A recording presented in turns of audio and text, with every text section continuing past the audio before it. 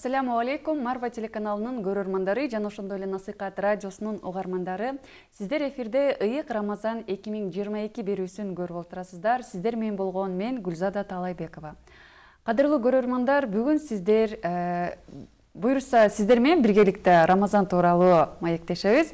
Бизде коногубуз теолог устазабыз Саида Абдраимова. Ассаламу алейкум устаза, бүгүнкү биздин эфирибизге кош келипсиз. Алейкум ассалам, рахматуллахи баракатух. Биз азыркы тапта ушул куттуу Рамазан айында турабыз. Туткан орозоңуздар кабыл болсун иншалла устаза. Эң эле алгач сурообузду узатсак, негизи мына Бакара сүрөсүндө 183-184 аяттарда мына ушул орозо тууралуу аябай кеңирээк айтылып кеткен экен да. Ушул эмесе ушул аяттарга токтолуп тафсирлерин чечмелеп берсеңиз жакшы болот эле. Рахмат.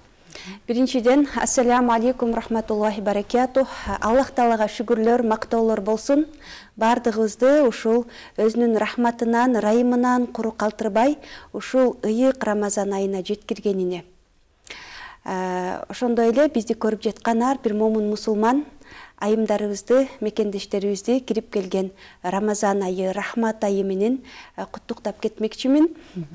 Анан Рамазан айы болгондуктан бүгүнкү темабыз Рамазандагы Рамазан жөнүндө, орозо жөнүндө айтылган аяттарга токтолсок, Бакара сүрөсүнүн ошол 183 аятында Аллах Таала мындай дейт: Бисмиллахир-рахманир-рахим. Я айюхаллазина аману кутиба алейкумус-сияму кама кутиба алаллазина мин кабликум лааллакум таттакун. О ыйман келтиргендер, силерге орозо кармоо парз кылынды. Силерден мурдагы коомдорго парз кылынгандай эле, кана эми силер таквараак болуп калсаңар. Силер таквараак болуш үчүн деди да. Аллах субханаху ва таала бул жерде я айюхаллазина аману ыйман келтиргендер. Ыйман келтирүүдөн максат Аллахка ишенгендер, акырет күнүнө ишенгендер.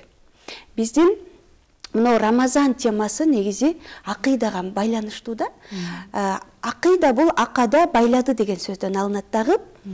Адам бир жаныбарды алсак, байланбаса, жүгөндөнбөсө, ал ары басат, бери басат, нары тур десе нары турат, бери тур десе бери турат.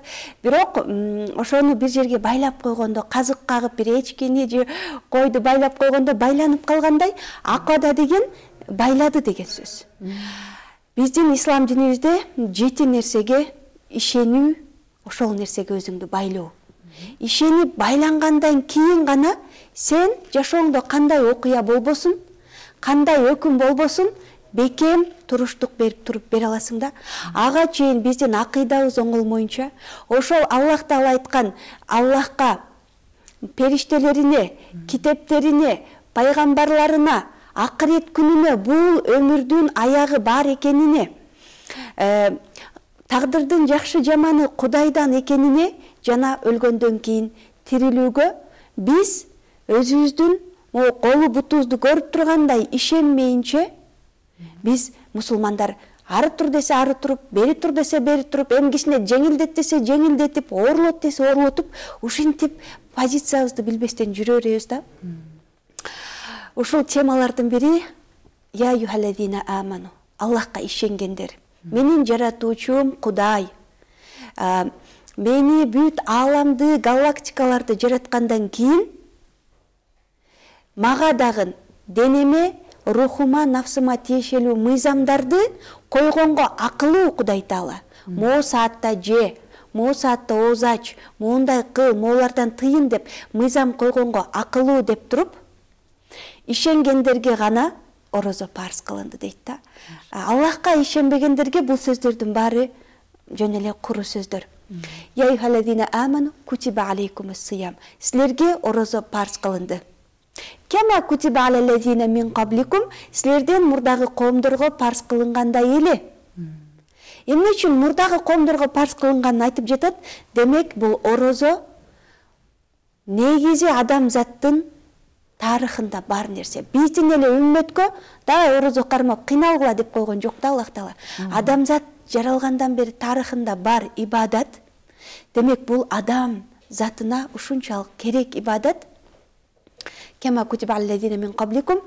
Эми эмне үчүн парз кылынды десе, ачыкка калышыңар үчүн. садака чыгарышыңар үчүн деген жок Аллах Таала. Аллах Таала айтып жатат, таква болушуңар үчүн. А таква эмне? Таква ал-викая, тосуну дегенден алынат. Коргонуу дегенден алынат. Өзүңөрдү коргош үчүн Кудайдын азабынан, тозоктон, жамандыктардан, нафсыңардын ушунчалык оорлошуп, татаалдашып, адашып кетүүсүнөн өзүңөрдү тосушуңар үчүн орозо силерге парз кылынды дейт да Аллах субханаху ва таала. Таква деп имам Сауриден сураганда, таква эмне десе, таквалык дейт. Бул тикенек баскан бир таланы билесиңби дейт. Ошонун кантип басасың деген. Дегенде, ой тикенек таладан ушунчалык этияттык менен басам. Тикени жок жерге бутумду коюп, көйнөгүмдү үстүмдү тилип албайын деп басам. Ушинтип басам дегенде, ошол таквалык деген да. Демек, бул айда биз эмнени сүйлөйбүз, эмнени жейбиз, эмнени угабыз, эмне амалдарды кылабыз, кайсы жака басабыз, бүт барын болду. Бул дүйнө тикенекке толо, шахватка толо. Биздин итак ооруп турган нафстарыбызды азгырган нерселер толуп турат. Ошол нерсени убакыт келди Алланын нуру менен, Алланын жарыгы менен, көрсөтүп берген хидаяты менен ар бир бутубузду тандап баса турган мезгил келди да. Ушул бул биринчи аяттын тафсири. Экинчи аятындагы айта кетейин. Ушул эле 184-чү аятта Бакара сүрөсүндө Аллах субханаху ва таала айтат: Шахру Рамадан аллази унзила фихи ал-Кур'ану худан лин-наси ва баййинатин минал худа вал фуркан. Рамазан айы унзила фихи ал-Кур'ан. Кур'ан түшкөн ай болгон үчүн бул ыйык ай. Худан лин-нас, элдерге хидаятты көрсөтүп, туура жолду көрсөтүп, Кур'ан түшүрүлгөн ай дейт да. Эмнеге бизге туура жол керек? Эмнеге бизге Аллах Тааланын багыты керек? Туура жол бул негизи биз жанагы ыймандын бир шарты тагдырдын жакшы жаманына ишенүү дедик да. Эмне жашооңдо болбосун, бул Аллахтан, Кудайдан ыраазычылык айтып ошого сабыр кылып тосуп алуу бул ыймандын шарты. Эми бул жерде кантип мен балам өлсө сен сабыр кыл деп жатасың дегендер бар да. Өзү орозо бул сабырдуулук да, чыдоо. Анан Куранды силерге туура жол кылып көрсөттүк дегени бул айда Куранга кайта турган ай. Жаңыдан пайгамбарыбызга, сахабаларга түшкөндөй, биз дагы жаңынан аяттарды кабыл алгандай ачып, ушунчалык окуй турган, Курандын закондорун кайрадан ичибизге сиңире турган, Курандагы Алланын мээримдүүлүгү менен биз бактылуу боло турган ай келди да. Куран түшүрүлгөн ай дегенде уже шыпа деген сөз келет. Куран бизге шыпа. Ооруп калган жүрөктөрүбүзгө, чарчап калган денелерибизге шыпа. Жол көрсөтөм дегени Кудай Таала мага ишен деген сөз да. Биз билбейбиз эртеңки күнүбүз кандай болот. Эмки Рамазанга жетебизби жокпу? Балдарыбыздын тагдыры кандай болот? Биз туңгуюк эртеңки күндөн эч бир кабары жок жолдо кетип жатабыз да. Аллах Таала Куранды силерге хидаят, туура жол, туура багыт кылып түшүрдүм дегени бизге айтып жаткансыйт. Пенделерим, давай сен бас, алдыга жыл, өс, өн. Мен сени колдойм, мен сага туура жолуңду көрсөтүп берем деген сыйт да. Мунун мисалы Мухаммад Ротиб ан-Набулси деген шейх мындай сонун мисал келтирген да. Азыр дейт да, мисалы Гүлзада силерди ата-энеңер чакырып, ушул жерден машинага салып кеттик деп алып кетсе. Анан сен өмүрүңдө баспаган тоолорго, адырларга алып жөнөсө, сен коркосуңбу? Эгерде ата-энем алып кеткен болсо, албетте сүйүнүп бармактырмын. Коркпойсуң, Коркпойм. Эмнеге коркпойсуң? Анткени сурабайсың даже каяка алып кетип атасыз, мени ата, апа деп. Анткени ишеним бар да. Себеби силер ата-энеңер жөнүндө жакшы күмөндөсүңөр. Күмөнүңөр сонунда ата-энеңер жөнүндө жакшы ойдосуңар. Ата-энең жамандык кылбашына ишенип атасың да. Бирок сен көчөгө чыксаң, азыр бир жигит келип жеткирип коеюн деди да. Анан отурдуң. Анан сени тааныбаган кошунаң, мисалы, чала тааныган кошунаң жеткирип коеюн десе отурдуң. Адырларга тоолорго алып жөнөсө, эмне кыласың? Албетте корку сезим болот. Албетте коркосуң, кабатырланасың, кыжырланасың, чала баштайсың, милицияга, ата-энеңе каяка алып кетип атасың деп ыйлайсың. Аллах менен дагы ушундай нерсе да. Эртеңги күнүбүз каяка кетип жатканды эч ким билбейбиз. Эртең эмне болуп кетерин билбейбиз. Тагдырыбызда ар нерсе бар. Бирок эртең кокус бир сыноо келип калса, бир бале келип калса, бир кичинекей сыноо келип калса, биз эмне дейбиз?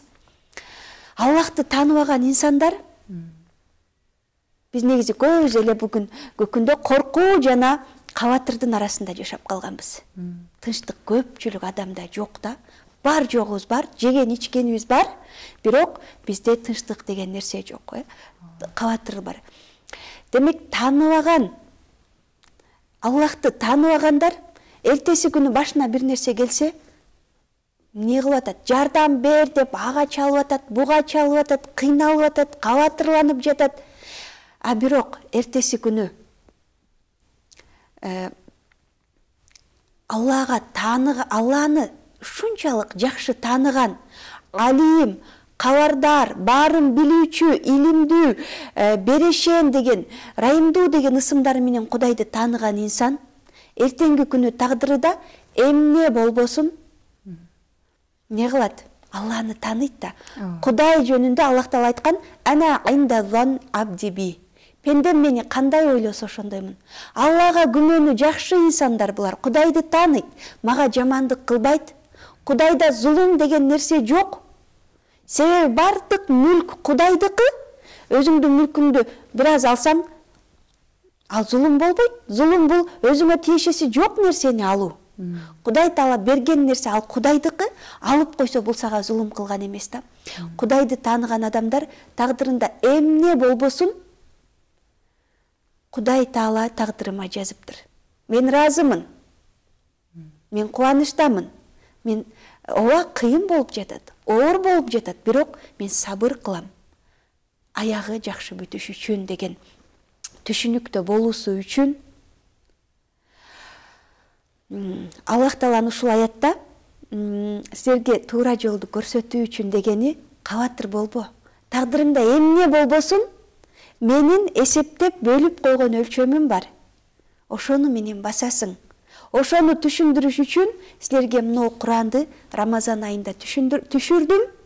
Силерге туура жол багыт болуш үчүн муну ачып, туура багытты кайра издеп Аллахты табышыбыз үчүн ушул аяттар түшүрүлдү. Кыскача мааниси. Алла разы болсун устаза, чындыгында өтө бир түшүнүктүү, мисалы биздин көрөрмандарга ушунчалык жалпак тилде аябай бир жакшы түшүндүрүп өттүңүз да.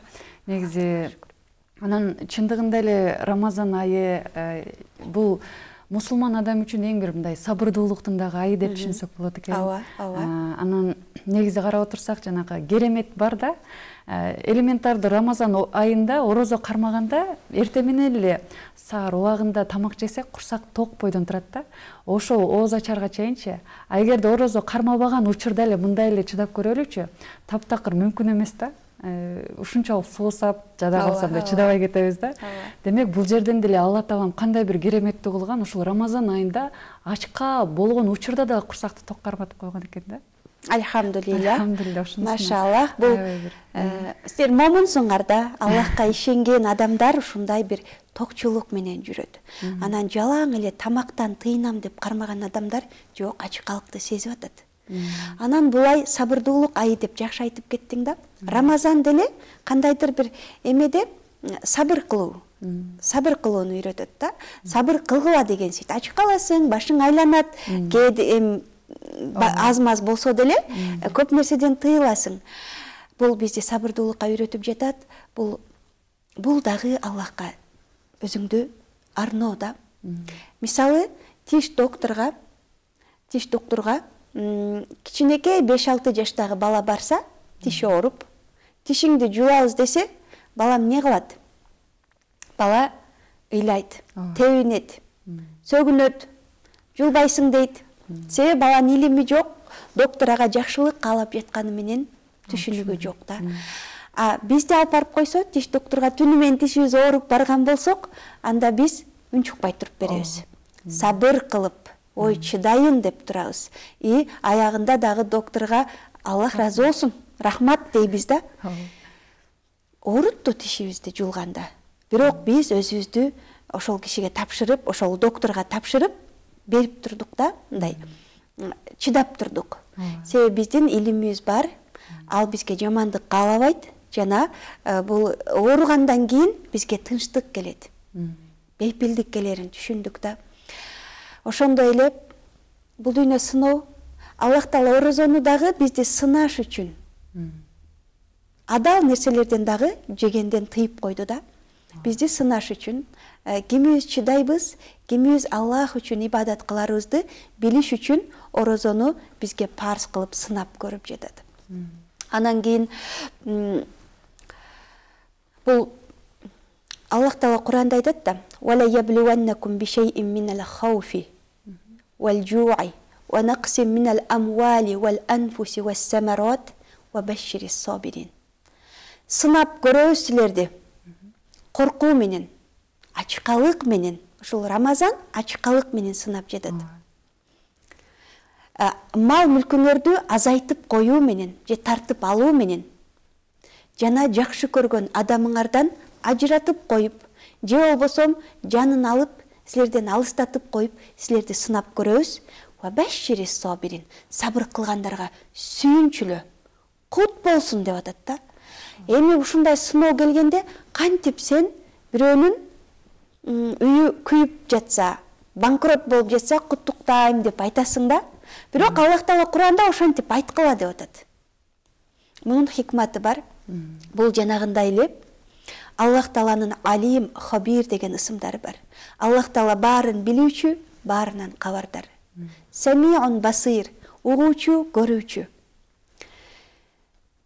Мисалы, жаш балаң телефон десе бербейбиз да көпкө. Себеби билебиз, көпкө телефон берген бул не олорун да, аягын. Эне бир кичинекей илимибиз менен билебиз да. Эми Аллах Таала эзелтенен Алим сыпаты бар. Баарын билет. Баарын билет. Аллах Таала кантип пендесин эмне жакшы, эмне жаман экенин билбесин. Эмне болбосун, бирөө менен сени ажыратып койсо, бул сага оор, тишиңди жулгандай оор болот, каттуу болот. Бирок сен ошол учурда Алланын билгени бар. Алланын мага өлчөгөн тагдыры бар. Бир жамандыктан кийин чексиз жакшылыктардын эшигин ачам дегени бар. Мени Аллах өстүрөйүн деп жеткандыр. Өндүрөйүн, бир жакшысын берейин деп жеткандыр. Аллахым дегенде, Алланы тааныган адам мага сабыр бер деп сурайт. Ушул кыйын болуп жатат Аллахым, бирок ушуну татыктуу бир сабыр кылып өткөрүп алайын. Рамазанда ооз жапкан мага кыйын болуп жатат. Бирок мен татыктуу тосуп алайын Рамазанды деп сабыр сурайт да. Ачкалып атам, башым ооруп жатат. Бирок мен сабыр бер деп сурайт. Жана кандай сыноо бербесин, Кудайды тааныган пенде Альхамдулиллах дейт. Аллахым сага разымын. Курсагымдын бүгүн ачып. Бирок ушул ачкалыктын артынан ыймандын таттуулугун, сага жакын болгондун таттуулугун сезип жатканыма шүгүр деп, жанагы тишиңди жулуп койсо дагы рахмат айткандай, сен Кудайга рахмат айта турган пендебиз да. Ушундай шүгүрчүл адамдар токчулукту сезет го деп ойлойм. Ооба, устаза, сөз түрдө иншалла. Устаза, анан орозо кармоонун негизи максаты боюнча да кыскача сурагым келет. Эми альхамдулилля, кимди ким кармаса сөз түрдө сооп табат деңизчи, бирок кээ бир пенделерибиз, кээ бир мусулман бир туугандарыбыз деле бар да, жанагы орозо кармаганда мисалы арыктоо үчүн, диета кармоо үчүн ушундай бир ниеттер амалга жараша деп айтып кетебиз. Ошондой бир ниетте кармоо алгандар деле бар да. Анан мисалы ибадат кылышпайт, Куран окубайбыз. Ошол учурда кандай орозо кабыл болобу негизи? Жакшы суроо. Бүгүнкү күндө бизде көпчүлүк да эч бир намаз окубай, жолук салынбай, ибадат кылбай жүргөндөр дагы Кудайга шүгүр. Орозо келгенде ооздорун жаап, орозо кармап атышат да. Аллах таалам кабыл кылсын. Фик жагынан өкүмүнө келсек, алардын орозосу кабыл болобу, намаз окубаса дагы иншаллах орозонун карзынан алар кутулат. Бирок намаз окубагандыгы үчүн собу азыраак болуп калышы мүмкүн да. Намаздын эмесинен кутулбайт да, суроосунан. Бирок кыямат күнү эң биринчи сурала турган нерсе намаз. Мен бүгүнкү эфирден пайдаланып, мусулман бир туугандарыбызга айтып кетмекчимин. Орозо кармагандан кийин намазга дагы аракет кылып турсаңыздар да. Орозону эмне максатта кармайбыз? Аллах Таала эч бир ибадатты максатсыз буйрубайт. Эч нерсени максатсыз жаратпаган сыяктуу эле. Аллах Таала биздин ачыкка калганыбызга муктажбы? Муктаж эмес. Аллах Таала биздин түнкү намаздарыбызга, таравихтерибизге муктажбы? Аллах Таала муктаж эмес. Биз түшүнүшүбүз керек. Аллаху ганиюн анил аламин. Аллах Таала бүт аламга муктаж эмес. Алла арузат, биз муктажбыз. Биз муну ооруп калган жүрөктөрүбүздү дарылаганга, денелерибизди дарылаганга, ибадат кылганга муктажбыз. Алла менен таанышканга, Аллага жакындаганга муктажбыз. Бул Рамазан 30 күн. Азыр марафон деп катышып атпайбыз бул марафондорго. Аллах Таала тарабынан түзүлгөн марафон. Бирдей мезгилде бүт мусулмандар ооз ачат. Бирдей мезгилде ооз жабат, бирдей мезгилде намаз окушат. Субханалла, Аллах Таала 30 күн бизге тартип менен түзүп берген медресе. Эми бул ачка калуу үчүн эле тособуз десек адашабыз да. Бул жеп ичкенден Аллах Таала адал нерсенен тыйып жатат. Буга чейин бизди арам, арак ичпегиле, зынага жакындабагыла. Бирок аялыңарга жакындасаңар болот никеңердеги. Мо тамактарды жесеңер болот деп Аллах Таала арам нерседен тыйчу. Рамазан келип, Аллах Таала адал нерседен дагы бизди, мубах нерселерден дагы, жегенге боло турган тамактардан дагы жок багымдаттан шамга чейин жебейсиңер деп тыйып жатат. Эмне үчүн? Эркебизди чыңаш үчүн. Аллах Таалага биз толук бул жерде ыкласыбыз билинет да, ыклас маселеси кетет бул жерде. Ким Аллахка толук ушуга чейин ишенип жүрдү элеби? Же ишенбей жүрдү элеби дейт да. Пайгамбарыбыз саллаллаху алейхи ва саллям айтат хадисинде, Аллах Таала айтат экен: "Куллу амалу бани адам лаху." Адам баласынын ар бир амалы ал өзү үчүн. Илля саум фа иннаху ли. Бир гана орозо мен үчүн деп. Биз орозону, мисалы өкмөт, мамлекет кармагыла десе, кармамакпыз, бирок үйдүн ичине киргенде эч ким көрбөгөндө жеп алмакпыз. Тура биз протокол үчүн эле, эме үчүн эле, кагаз үчүн тутмакпыз да. Бирок бул жерде Аллах Таала бизди эмнени тарбиялагысы келип жатат биздин ичибизде? Аллах Таала көрүүчү, басыйр. Аллах Таала угуучу, билүүчү деген сыфаттарына таянышыбызды. Ошол сыфаты менен 30 күн мени көрүп турат. Үйдүн ичине кирип жеп алсак болот да. Турабы? Чаңкап барып ичип алсак болот, элдердин арасында орозомун деп жүрсөк болмок. Бирок бизде эмне тосуп атат ошонун? Кудай көрүп турат. Ар бир тамак жегим келгенде койчу жебем, Кудай көрүп турат. Жубайлары менен болгон жыныстык катнаштагын баамдаттан кечке чейин адал, бирок Аллах Таала тыйып койду. Эч ким көрбөсө неме болсо болмок, бирок Кудай Таала көрүп турат деген, Кудай Таала көрүп турат деген сезим ичибизге кирип, каныбызга сиңип, биз кандай сонун сезим да бул. Аллах Таала бизге юридуллаху ан юхаффифа анкум. Аллах Таала силерге абалыңарды жеңилдеткиси келет дейт да. Бул кандай сонун сезим. Аллах мени 24 саат көрүп турат. күнөө кылганыңды дагы, сооп кылганыңды дагы Кудай Таала көрүп турат да. Бирок кандай сонун зат сага мешать этпейт. А сен жаныңда бирөө кечке жүрсүн, кечке эмес 5 саат жүрсүн, жадайсың. Ух уже депчи, кандай жакшы көрбө, 4 сааттан кийин сени жаныңда тынбай жүргөн адамдан жадайсың. Сен алсаңа бир нерсе айтып коет, бир нерсеңди жаман кылып коет, кыжырыңа тийип коет, сени сынап коет.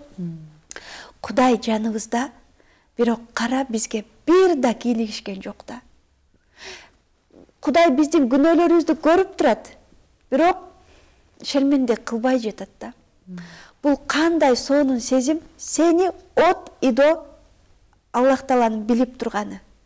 Мени билген, ичимдегилерди мен сүйлөбөстөн түшүнгөн зат бар. Келчи мен бир психологко барып деле 2 саат жотурап арманымды айтып атам, бирок ага жашырып айтасың. Толук эмес айтасың, ал түшүнбөй калышы мүмкүн. Бирок сени үнсүз, сөзсүз түшүнгөн Кудай Таала бар деген сезим жүрөгүбүзгө орноп, Аллах Тааланын 99 ысымын үйрөнүү ар бир пендеге важип. Биз жүрөбүз мындай кичинекей суроолордон чыга албастан. Жесем болобу, жесем болбойбу. Жооп берсең кайра эртеси жесем болобу, жесем болбойбу. Куссам оозум ачылабы, ачылбайбы. Кечке бири берген суроону бири берип жүрөбүз да, Алланын ысымдары жөнүндө сүйлөшөлү. Кудай Тааланын китеби жөнүндө сүйлөшөлү. Биз мындай нерселерди эми Мурта Чубак ажы устазыбыз баарын айтып кеткен. Ошолордон карап, үйрөнүп, орозо деген теманы бассак YouTube'дан толтура бүт устаздарыбыздын маселелери чыгат. Биз башка бир деңгээлге өтө турган кез келди да. Рамазанда Кудай Тааланын көрүп турат ысымы менен биздин дуа кылганыбыз жакшырат. Мени көрүп турат, эмне айтсам түшүнөт, эмне сурасам билет, угат деп орозо кармайбыз. Анан орозодо субханалла биз нафсыбызды, анан рухубузду тарбиялайбыз да. Адам дене, анан нафстан турат. Экөөнүн тең муктаждыгы бар. Дененин өзүнүн каалагандары бар. Кийим, ичем, жейм, муну жейм, бул жака саякатка барам, тиги кылам. Рухтун өзүнүн муктаждыктары бар. Субханалла. Бирок тилекке каршы биз оору жүрөгүбүз менен, туура эмес аз гана илимибиз менен денебизге эле кам көрүп калдык да. Денебиздин ажатын эле кармап келет, аткарып келе жатабыз. Денебизди эле тойдурабыз. Денебизге эле алып беребиз. Денебиздин эле жыргалын, уктаганын, жатканын, кроватин, башкасын ойлоп калдык да. Рамазанда денени тыйып атабыз. Бирок унутуп калган рухту азыктандырыш үчүн. Биздин ичибизде калып кеткен, аксап, инвалид болуп калган рухтарыбызды тирүү кылып, тамак, аш, ырыскы булагы Аллах экенин сезиш үчүн. Тамак жебесем деле мен 16, 17, 15 саат чыдай алат экенмин деген сезим келиш үчүн биз орозо кармайбыз. Биз жалаң эле ачка калып арыктайын деген ниетте эмес. Рухубузду чыңалдырыш үчүн. Денебизге мынтип айткансыйбыз да, бүгүнкү күндө медитация деп үйрөнүп алдык. Медитация кылсак деле болот. Денең биринчи, экинчи күнү ачык калат. Туурабы? Көнө албай жаттык, башыбыз айланып атты, эртең менен туруш кыйын болуп атты, туруп алып жумушка кетүү, сабакка кетүү оор болуп атты. Кечки таравих намаздарына турган, уйкубуз аз болуп, бүт дене каалаган нерсени азайтып атабыз да, тыйып атабыз. Уйку, жеген, ичкен. Анан эмне дегибиз келип атат да, рухубуз ачык калганда биз айтышыбыз керек. Бир-эки күн кыйналасың, бирок сен билбей жатасың да, сен бүгүнкү күндө рухум, нафсым, денем жердеги эле ыплас тамактардан жеп калганбыз. Туура эмес, пайдасыз тамактарга кошо ушак, айың деген ыплас тамактарды биз жеп, нафсыбызды тойдуруп, нафсыбызды биз арам менен гана, Кудайды тааныбаган, Кудайга сыйынбаган адам, нафсын арам менен эле тойдуруп калган адамда. Ушак, ким эмне деди, ким каяка барды, ким эмне кылды, а бирөөнүн жашоосун жөн эле аңдып койгондон тыйын кыла дейт да. Биз нафсыбызды ошону менен кандырып үйрөнгөнбүз, эми айтып атабыз. Болду, жер тамактарынан тыйыласың. 30 күн мен сени ырыскынын, тынчтыктын, бейпилдиктин булагы болгон Кудай менен байланыштырам. Рухумду көкөлөтүп асманга чыгарам. Давай биз өйдөгө чыгабыз, өнөбүз, эмебизди өстүрөбүз. Болду, жер тамактары менен эле жерге жармашып калбастан, болду, жердин тамактары менен тыйынып, периштелер жебейт, ичпейт. Бир аз периштеге окшойбуз. Бир аз Аллахка жакындап, биз көкөлөп, асман азыктары менен азыктаналычы Рамазанда кел деп денебизге айткан сыйбыз да. Денебиз билбейт болчу буга чейин асман тамактары бар экенин, таза тамактар бар экенин, Алла тоюндурбаса баарыбыз ачка экенин, башка жактан деле тоюнса болот экенин билбейт элек. Аллах Таала Куранда айтат, Куранда эмес, хадисте айтат, мааниси Аллахтыкы, сөзү пайгамбарыбыздыкы, хадисте куллукум жаин илля мен ат'амтаху. Баарыңар ачкасыңар, мен тоюндурган адамдардан баарыңар ачкасыңар деген бир чоң сөз да бул. Жөн нерсе эмес. Кээде 5 порция жеп дагы тойбойбуз. Муну каалайм, эми газировкасын алып кел, эми мунусун алып кел. Алла тойдурбаса тойбойт экенибизди биз Рамазанда түшүнөбүз. Адал кылган нерселерден тыйынып, болду, азыкты бир ай өзүбүздү кармап, дисциплинаны кармап, Кудай Таала түзүп берген график менен уктап, уйкуларыбызды азайтып, Алла Таала түзүп берген график менен намаз окуп, биз өзүбүздү ырастап, асман тамагы, Алланан болгон тап-таза тамак менен кубат алганды үйрөнө турган ай. Мисалы, тамак жейбиз, анан сен ооруп калсаң, ооруп тамак жей албай, мисалы, реанимацияга түшүп калгандар бар, ооругандар бар. Тамак жей албай калганда эмне берет? Тамырдан глюкоза берет. Түзмө-түз тамырдан бара турган азык берет да. Биз дагы денебиз ооруп калган, дүйнөгө махабат коюп алганбыз. Мен муну кайталагандан жадабайм. Биз баарыбыз дүйнө менен ооруп калган адамдарбыз. Мына замандын почти баарыбыз да. Ушундай учурда биз арамдан да, адалдан да рухубузду, денебизди тоюндуруп баштаган учурда ооруп, уже кайгырып, капаланып, коркуудан бери болбой калдык да. Эртеңки күнүм эмне болот? Ой, доллар көтөрүлүп кетсе эмне болот? Анам эмне болот деп. Ушундай учурда ооруган денебизге болду, жебегиле. Бул дүйнө азыктарынан, жер азыктарынан токтоп, рухуңарды Аллах менен байыткыла деген түзмө-түз капельница зайгандай түзмө-түз Кудайдан күч кубат алабыз. Денебиз кыйналганда айталы, 1-2 кыйналасың, чыда. Могу жактан азык алганды сен үйрөнгөн жоксуң да. Кудай менен байланышып, рухуңду тоюндурганды үйрөнгөн жоксуң да. Сен давай намазга жыгылып, орозонун шарапаты менен ошону үйрөнгөн эле, сага сонун азыктар келет. Билебиз да, сахабалар, пайгамбарыбыз бир курма менен ооз ачкан. 2 ай казаны кайнаган эмес. Бирок артынан акыркы кыяматка чейин илим калтырышты. Ой, биз адамдарды билебиз да, тарыхта бир күндө 100 бет китеп жазган. 40 жыл эле жашаган ошолор. Алар бир күндө кантип ошончо амалга жетишти десе, булар азыкты Кудайдан алган. Кудай менен намаздарын намаздай окуп байланышкан. Орозону орозодой кармашкандагы азыкты Кудайдан алгандыгы үчүн, Кудайдан азыкты алгандачы аз тамакка тоесуң. 5 саатта бүтө турган ишиң дейт. Мен өзүм эми анчалык такыбалыкка бар элекмин, бирок алымдар айтат, 5 саатта бүтө турган ишиң 2 саатта бүтө аласың дейт да, эгер Кудайдын закону менен жашасаң. Кудайдын азык алып байланышып турсаң дейт. Ушундай адамдар тарыхта өткөн, аз тамак, бирок көп иш калтырган.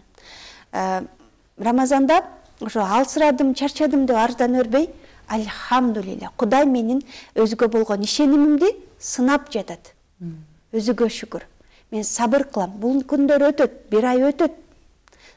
Зато мен күчтүү, эрктүү, бекем позициямда тура алган мусулман болуп чыгам деген ниетте орозо кармайбыз, кыздар. Машалла. Аллах разы болсун, устаза.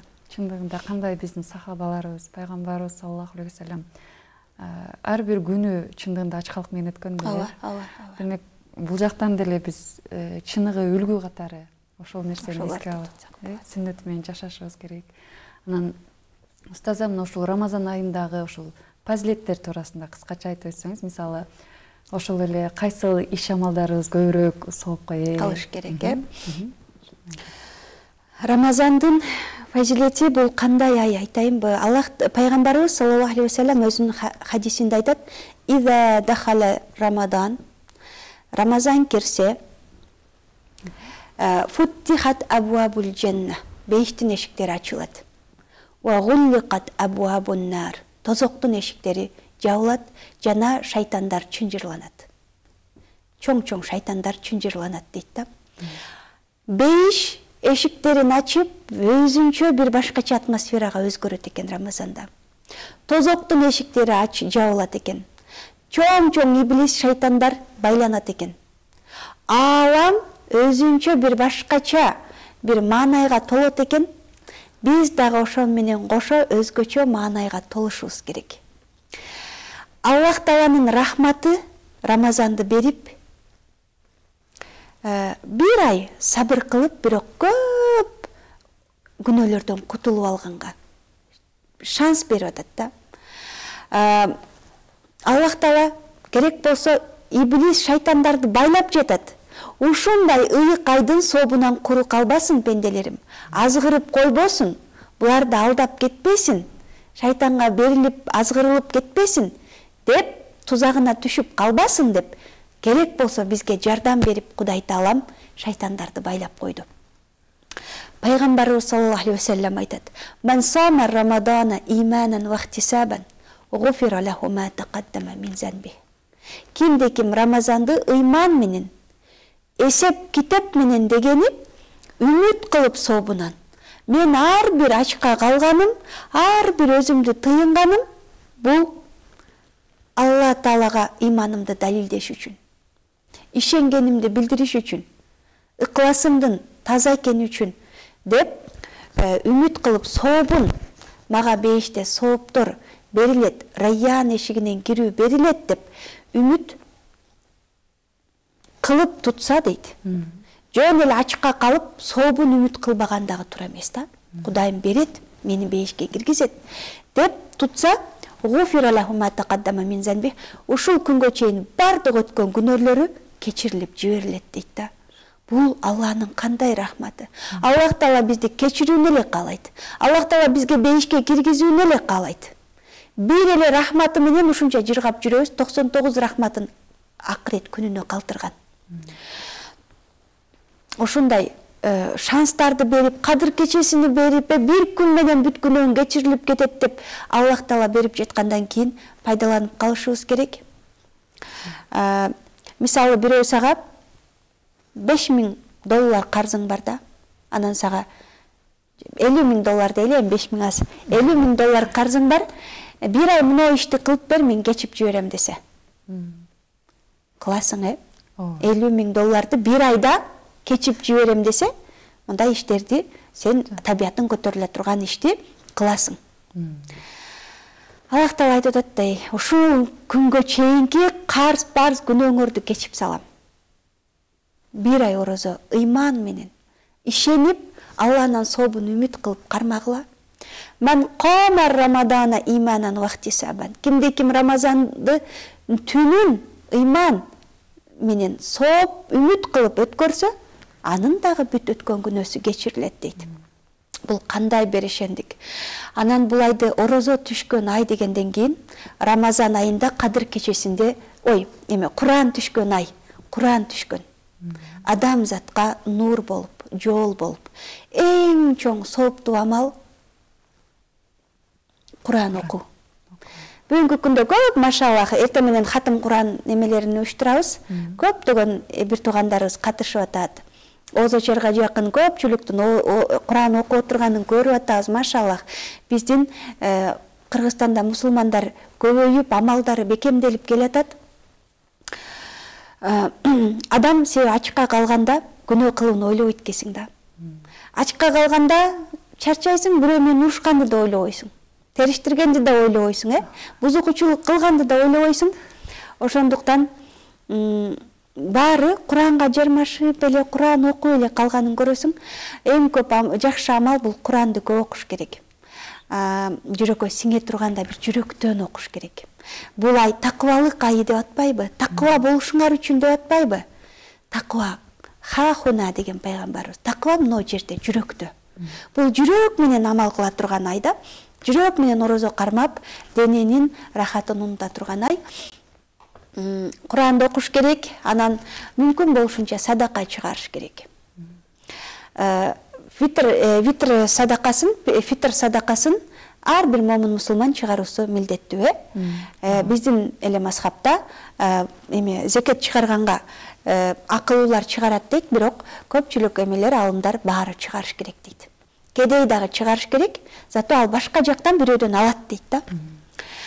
Бул бир сонун бир Аллах Таала бизге сүннөт кылган амал да. Мына мен чыгара албайм дейбиз го, бирок бул айда чыгарып көнүшүбүз керек да. Көпчүлүк чыгаруу оюбузда деле жок, садака кылуу оюбузда жок болуп атат да, бирок чыгарышыбыз керек. Өзүмө жетпей атса каяктан дейт да. Бирок үнөмдөсөк болот. Мен бир окуя айтып берейин. Абу Дарда радиаллаху анху бир күнү 10 дирхамды колуна кармап базарга жөнөйт. Жолдон Абу Зар ал-Гифари деген сахаба чыгат. Я Абу Дарда, каяка? Базарга. Эмнеге? Көйнөк сатып алам. Канчага? 10 дирхамга көйнөк сатып алайын деп жатам десе, Абу Зар ал-Гифари айтат. Я Абу Дарда дейт, сен не исрап кылып атасың? 10 дирхамга да кийим кийесиңби? Десе, мен базарга көпкө бара бербесем, базардын наркын билбесем, анда жүр менен арзан көйнөк алып бер дейт. Кошулуп экөөсү базарга барат, Абу Зар ал-Гифари 4 дирхамга көйнөк алып берет. 6 дирхам артып калат да, 6 дирхамды көтөрүп алып сүйүнүп Абу Дарда үйүнө кайтат радиаллаху анху. Жолдо келатса бир киши аврети жабылбай отурган болот да, анан уялбайсыңбы, авретиңди жаппайсыңбы десе, менде кийимим болсо жабамбы дейт. Кийимим жок, мен авретимди жапканга десе, үстүдө көйнөктү чечип берип, кийгизип, өзү эски көйнөгүн кийип алып, кайра базарга жөнөйт. Кайра баягы жерге барып 4 дирхамга көйнөк алып, сатып алып кийип келатса, жолдо бир кул турган болот да. Бир идиште майды төгүп алып, ыйлап турган болот, сындырып алыпчы идиште. Эмне болду десе, сындырып алдым, үйгө баргандан коркуп атам. Кантип муну төлөймүн, мен акчам жок десе, боору оруп кетет дагы, жүр деп барып 2 дирхамга ошол бир идиш май менен сатып берип, бар эми бар десе, жанагы кул айтат, мен менен жүрүңүз дейт. Мен кожоюнумдан коркуп атам кеч калганыма. Мени жазалайт. Сиз кошулуп барыңыз десе, Абу Дарда радиаллаху анху кошулуп барат, аягына чейин чыдайын сооп ишке деп, кошулуп барып, эшикти тыкылдатканда, кожоюн ачат дагы, ассаламу алейкум, кел кир дейт да. Жок, мен үйгө шашып атам, бирок мына кулуң дейт, ушундай болду, кечигип калды, кирүүдөн коркуп атат. Урушпачы, урушат деп сенден коркуп атат дегенде, я Абу Дарда дейт, араптар мындай дардаңдагандай калып келет да. Анан я Абу Дарда дейт, сен ушуну суранып келипсиң, кулумду азат кылдым деп жиберет да. Ошол жерде кул азат болот. Абу Дарда радиаллаху анху үйүнө кайтып келатып, шунчалык сүйүнөт. Азыр мен барып Абу Зар ал-Гифариге ыраазычылык билдирем. Кандай акчаны үнөмдөгөндү, туура пайдаланганды билген адам. Кара дейт, мен 10 дирхамга бир көйнөк алып кийип алмакмын. Бул 10 дирхамга бир көйнөк да кийдим, бирөөнү кийимдүү да кылдым, идиш да сатып берип, 2 сооп алдым, жана бир кулду азат кылдым дейт экен да. Бул кандай жакшы деп кудуңдап, анан Абу Зар ал-Гифарига келип ыраазычылыгын билдирген экен. Ошол бул окуядан айтарым, акчаны табууну эмес, иштетүүнү билиш керек дейт го. Бардыгыбыз да бүгүн ниет кылсак, Рамазанда бир кедейдин көз жашын арчыймын, кубаныч киргиземин, айттын астынан монтип акчаны балдарына подаркаларды берип, жүрөктөрүнө кубаныч киргизем деген ар бир момун мусулман ушинтип 10 миңге кие турган көйнөгүбүздү 2 миңге кийип 8 миңини садака кылып койсок болот. Байлар. Бир кафеге бүгүн ооз ачар деп да чакырып атат, толуп кетет столдун үстү. Ошонун 30 миңге дастаркон жайса, 20 миңине эле жайып, 10 миңини келчи калган кедейлерге берели. Моларды сүйүндүрүп, илим жолунда жүргөндөргө бир жакшы кийим алып берип кубандыралы, айтка жасанышсын кыздар деп үмүт кылып ниет кылса, ошону үнөмдөй алат да. Биздин ач көздүгүбүз себебинен биз эмне кылып атабыз? 10 миңдин баарына кийинип алып атабыз. 30 миңдин баарын жеп коюп атабыз да. Бул экинчи амал. Биринчи Куран окуш керек, садака чыгарыш керек. Үчүнчү амал дуаны көп кылыш керек. Ооз ачып жатканда ар бир момун мусулмандын дуасы кабыл. Дуа кабыл боло турган, түзмө-түз Кудайга жете турган учурда биз ойлойбуз, дуамды Кудай укпай атат. Дуамды Кудай көрбөй жатат деп ойлойбуз. Кантип бизге көз берген зат бизди көрбөсүн. Кулак берген зат укпасын да. Аллах Таала угат, билет. Болгону, кечиктирип жатканы алим. Берсе кандай болорун, эмне кылып саларыңды да билген үчүн кечиктирип жаткандыр. Зато сен дуа кылганың үчүн Кудайга жүрөгүң дагы бир ирет жакындайт. Мага дейт, силер карыштай жакындасаңар, билектей жакындайм дейт Аллах Таала. Бизден инициатива болуш керек. Бизден ушул айда Кудай жүрөгүмдү ач. Бүгүн мен эрте таңда көзүмдү ачып ойготкондой, Рамазанда жүрөктөрүмдүн көзүн аччы. Эл көрбөгөн нерсени көрө баштайын.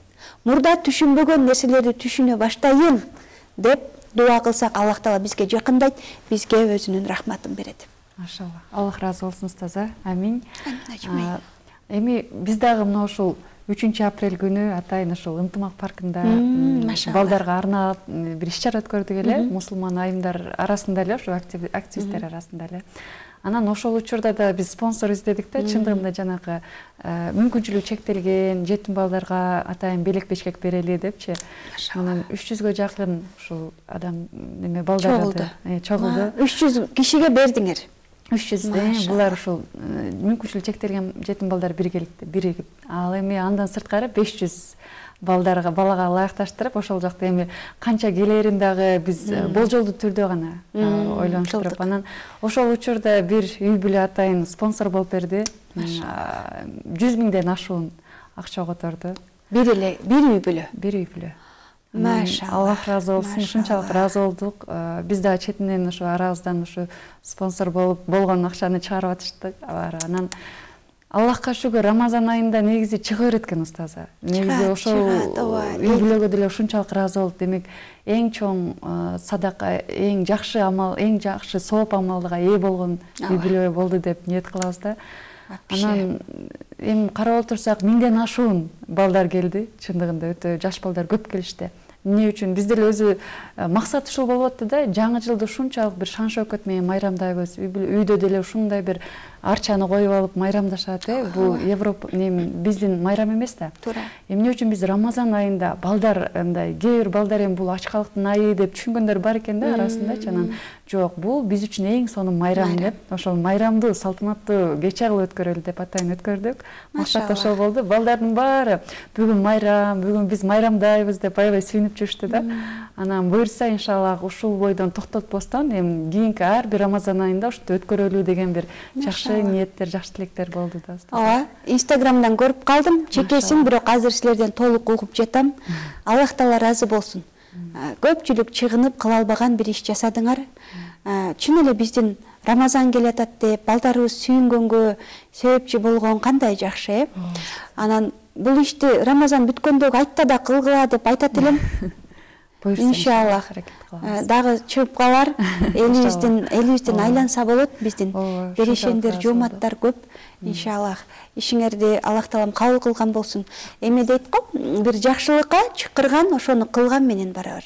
Силер деле буйруса ошону уюштуруп, ошол 100 миң чыгарган адамдардан кем эмес сооп таптыңар да. Аллах разы болсун. Аллахым кабыл кылсын иншаллах. Аллах разы болсун устаза, ошол кармаган орозоңуздарды кабыл кылсын. Биздин эфирибизде жыйынтыктап баратат. Эмесе биздин көрөрмандарга, угармандарга сиз өзүңүздүн жакшы бир ару тилектериңизди айтып өтсөңүз, акыл кеңешиңизди айтып өтсөңүз. Калоо тилегим көп.